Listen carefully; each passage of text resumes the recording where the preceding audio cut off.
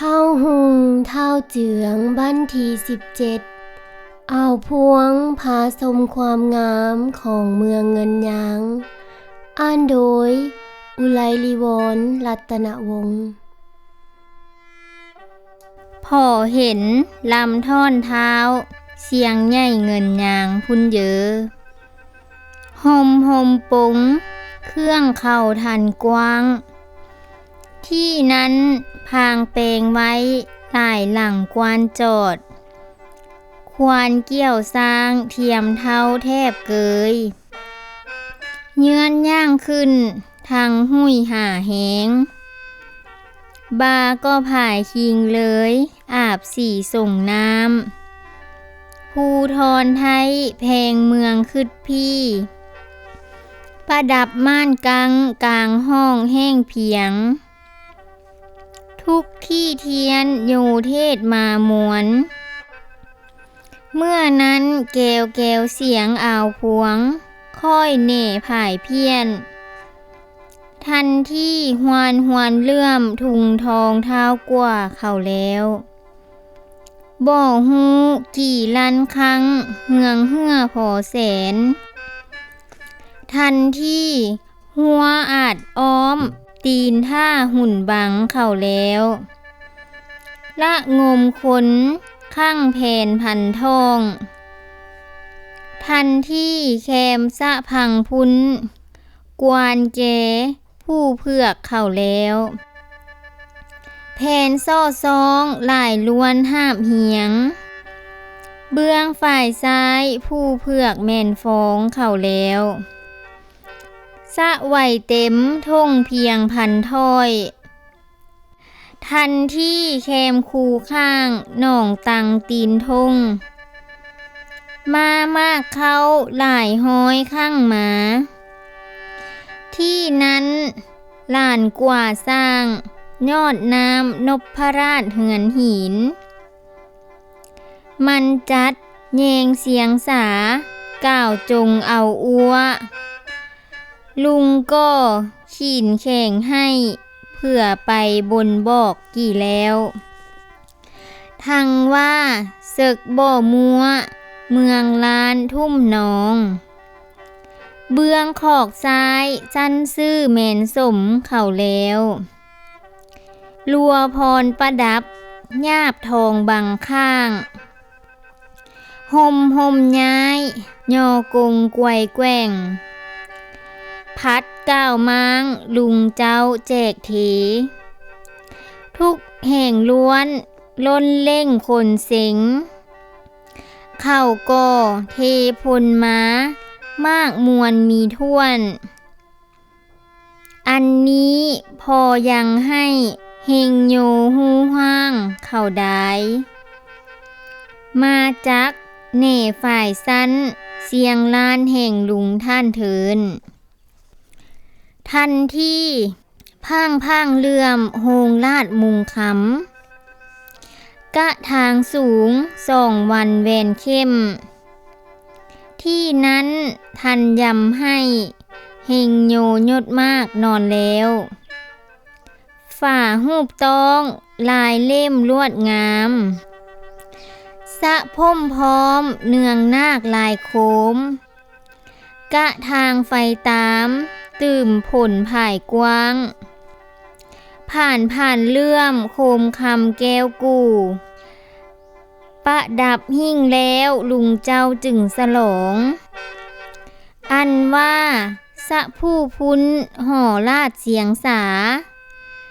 สี่ยองยอดนางเนาหั่นเล็งไกลล้นเหลือตาเต็มพอฝูงสร้างสันลายล้วนดอกดวงติดต่อไม้คอคีบหลายวันลือเกียนในนครขวางข่าวมามีแท้ว่าเฮาทำสักกันเข้าเมืองเลื่อมหุ่งลิงลำแท้ตาพังพาดแสงทันที่เต็มพุ่งพ้นเสียงแท่นส่วนท้อง ลุงปุนแปงใส่สั่งสินซ้อย เงินคำล้นเหยียกองไว้ล่าง มีดังเผื่อผู้ฆ่าเหน่เท้าที่เมืองพุ่นแล้ว เบื้องพางสั้นเสียงเฮือห่อขวัญ มุงเงินเฮือง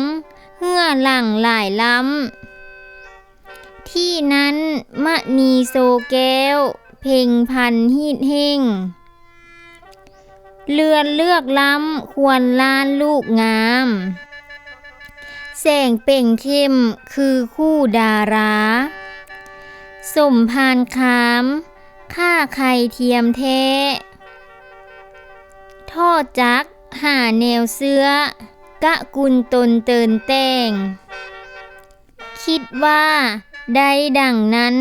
ลุงเจ้าจริงทันพอดูเพ่งเลื่อมห่อมาดมุกสมเสียงเครือวันลวดลายคุบแก้วเข้าก่อฝนหินล้วนเลียนตาแป้นทองลุงท่านแพ้วลุ่มฟ้าเดิมสั้นสั่วบุรมตัดป่องตองประสิทธิ์หูบคุดสสิงกะทางกรกลมก้อมคำคุบแก้วภายที่ดูเฮืองสั้นเสียงหิงพระธาตุหุ่งค่ำเศร้าตามไต้ทูบเทียนสมมานาดฮูไข่ศาสตร์เปธรรมลือเกียนตกต่างเสียงเสียงเท้าผ่านเลื่อมมณีวันเสียงเทศสะพมพร้าวเขียวซองซื่นบานแห่งนั้นพิเศษสร้างส่วนใหญ่อุทยานดีแก่ยิงสายสาวบ่าวเสยสมเฮาอัมพาพร้าวแกมตาลตั้งกาบเมืองป้องเท้านาน้อยท่งทองทันที่ญาบเลื่อมทุกแกว่งไกวปิวเฮียกซื่อเสียงฟองหวังหมู่ส่างเหยียผ้าทิวกว้างสุดผอมผายหาบพอควบเข้าละดูฟ้าแจกทานลุงท่านฮูซอบด้วยสู่ภาพธรรมดาคือว่าเพ่งสมพานพ่อไก่กอยสร้างไผ่บ่อนินทาแท้ทานสินสั่งพมาศเท้าซึมเจ้าติ่วสร้างสมเพ่งของคดีเครียดที่แก้วเบียดเบื้องเมนมากมาประจนโพยสิ่งนี้เกิบกวนเก่าฮ้อนทันที่ยนพุ้นเสียงบานเท้าหนุ่มล้วนติ่วซ้อยเลียนไว้กาดกองเหลือแห่งห้องไว้ลุ่มเลียนถันลายหลังมุ้งแผ่นทองต่างฟ้าพอเมื่อวันเฮืองขึ้นไข่แสงสุริเนตรเสียงซึมเจ้าลุ่มฟ้าลือเล่มข่าวขามซื่อบ่อนักขเพศหายทวนโทษลิษยาเข้าก่อทวนสมคามตื่มสนสิงมางเทื่อนี้ฮู้ว่าเฮงโยเนื้อมหาคุณคือเนตรจริงแล้วเผื่อจักซ้ำก่าวสั้นนครกว้างข่วงคองก่อนแล้วยังฝ่ายคายสั้นนอกเสียงสาว่าเฮาทำเปลืองอยู่นั่งปองเป็นเจ้า